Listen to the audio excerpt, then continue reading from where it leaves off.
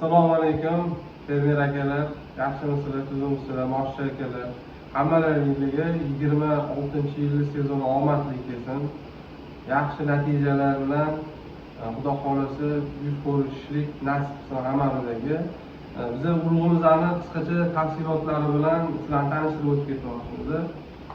Bizani 2026-yilga ancha tayyorgarliklarimiz kuchli bo'lgan. O'shani sizlar bilan o'rtoqlashib, tushuntirish ishlarini olib bormoqchimiz. Urug'imizda 25 kilolik qopda bo'ladi. Mana shu ko'rinishda. O'zi buni ko'pchilik biladi. Bunga o'sha talab yildan yilga kuchayib ketyapti. Dehqonlar bir marta ekkan dehqonlar zakarlar o'sha berishni boshlashgan oldindan ozgina cheklangan urug'larimizda o'shanga shoshilib qolamiz. Oxirroq harakat qilishda hammaga tavsiya qilib qo'ygan bo'lardim. Urug'imizga keladigan bo'lsa 25 kilolik urug'imizning ichida komplektida mana shunaqa holatda narsa chiqadi. Buni ichida qisqacha tushuntirib, qog'ozida ma'lumotlarimiz bor, yozib qo'yganmiz, ogohlantirishlar, hamma narsa bor. Lekin bundan tashqari yanada sizlarga udobniyroq bo'lsin, qulayroq bo'lsin maqsadida bo'lishi maqsadida tushuntirib, to'liq tushuntirib ketamiz, xudo xolasa. Salafan qopimizda chiqadi, bu komplektimizning ichida 25 kiloga mo'ljallangan bu. Mana 25 kiloga mo'ljallangan, bemalol 25 kilo urug'ni sola olasizlar. Hop, bu nimaga kerak bizga? 25 kilolik salafan qop. Hop, buni ichida chiqadigan 3 ta preparatimiz bor. 3 xil preparat.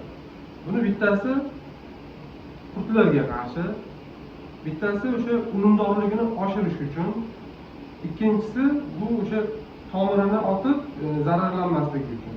Bularning hammasida ancha ustida ish olib borganmiz, o'sha uchun nima desa bo'ladi? To'liq shundan foydalanishinglarni tavsiya qilamiz. Xudo xolasa manfaatli bo'ladi. Chunki biz ko'pchiligi nima qilganimdan hisobiga bu yaxshilab bosh qotirmasa bo'lmaydi. Hop, har bittasi 1,5 litr bakalashkadagi suvga tayyorlanadi. Alohida. Uchalasi. 3 xil narsaga effekt beradigan narsani alohida tayyorlab olinadi. Tayyorlab olingan narsaga suvda tayyor bo'lgandan keyin moshni qopning ichiga bo'shatasiz. Qopning ichiga bo'shatgandan keyin galmagandan 1,5 litrni ichiga solishni boshlaysiz. 3 ta bakalashkaligini bo'shatib bo'lganingizdan keyin og'zini yopib turib, ozgina muddatga bir chayqatib, hamma joyiga suv tegganini bir ko'zdan kechirib olasiz. Buni 1,5 soatga shunday holatda qoldirasiz. Iloji boricha shuni yaxshiroq yopib, yotqizib qoldirsanglar, hamma joyiga suv yetib boradi. 1,5 soat, 1 soat, uzog'i 1,5 soat, 1 soat ham yetadi. Yaxshilab uvib olgandan keyin bemalol buni eksanglar bo'ladi. Faqat sizlar kerakli miqdorini tayyorlab olinglar. Tavsiyamiz, kerakli miqdori. Masalan, 1 gektar yerga 12 kilo ketyapti. 12 kilo mosh. O'rtacha hisobda 90 ga ham, 70 ga ham. Buni orasini 15 santimetrdan qilib eksanglar, effektliroq bo'lyapti. Biz tajribada ko'pchilik bilan suhbatlashib, o'zimizdan ham tajribasi yuqori bo'lgan fermer dehqon akalarimiz bor. Buni tan olish kerak. O'shalar bilan ham har yili maslahatlashib, yengilliklar, bu yil qanaqa keldi, shunaqa narsalarni so'rab surishtirib qilganimizda 15ligi yaxshi hosildorlikka, unumdorlikka foydasi berayotganini aytishdi. O'shaning uchun tavsiya qilib qolamiz. Buni uyitib olganingizda 12 kilo bo'ladigan bo'lsa, ortiqchasini keyin o'sha qaytarib biza olishimiz yoki bir hafta 10 kun ichida keyin buni ekib olmaydigan bo'lsanglar, qanaqadir zararli nima reaksiyaga ketib qolmasligi uchun yoki qilgan sarf xarajatlarimizni havoga uchib ketmasligi uchun o'sha me'yorida qilganinglar har tomonlama afzal bo'ladi. Buni tayyorlab olgandan keyin bemalol ekaverasizlar, 76-90 sochma, uni ahamiyati yo'q, xudo xolasa. Faqat yerda iloji boricha o'sha tomir otishiga yana ko'proq foyda beradigan narsa yerni yumshatish bo'ladi. Yumshatish, mendan ko'ra o'zingizlar buni yaxshiroq bilasizlar. Tajribasida ko'p baribir ekib yurganlarda, ekmayotgan yoki birinchi marta boshlaganlar, qiziqayotganlarga bu eslatma hisobida ko'rasizlar. Shunday qilib, mana shu komplektlarni xudo xolasa nima qilsanglar, bemalol shu muhofazalanadi. Chirishdan, o'sha nima deydi haligi qurtdan keyin uni chiqishiga manfaatli bo'ladi. Biz shu narsalarni bir xotir harakat qilamiz. Yana bir qolgan narsalarni tanishtirib o'tib ketmoqchiman. Mashinani olib ko'rsatamiz. Qarasanglar, bu yerda hammasi to'liq donlar, xudo xolasa. Chunki buni biz iloji boricha o'sadigan narsasini sizlarga sotamiz. Bu bo'yalmagan, ko'rsanglar bo'ladi bemalol. Bu hozir 3 xil dori bo'ladigan bo'lsa, buning ichida gauchi degan anaqani ham, dorisini ham qo'shib qo'yganmiz. O'sha hisobda 4 xil dori bor. 4 xil dori bor. Yana bir eslatma, boshqa akalar, urug'iylarni hosili pishgan paytida cheklanmagan miqdorda o'zimizga olib kelsanglar bo'ladi. Bemalol o'zimizda sotib olamiz. Hech qanaqasiga oldi-berdi narsalarda muammosi bo'lmaydi, xudo xolasa. 4 xil preparat bo'lyapti bularning ichida. Shunaqa xudo xolasa manfaatli bo'ladi. Shoshilib qolamiz, harakatinglarni qilinglar akalar. Katta miqdorda sotamiz. Jizzax, Sirdaryo, qo'shni viloyat, Qoraqalpog'iston, Xorazmlargacha, Qashqadaryolargacha o'zi talab kuchayib boryapti. Bu bizani mana shu iminnoy mana shu brend qopimizdagi urug'larimizga. Buni xabaringlar bor, ko'pchilik biladi. Bizga buni vodiydan yetkazib berishadi hamkorlarimiz. Shuni berishadi bizga.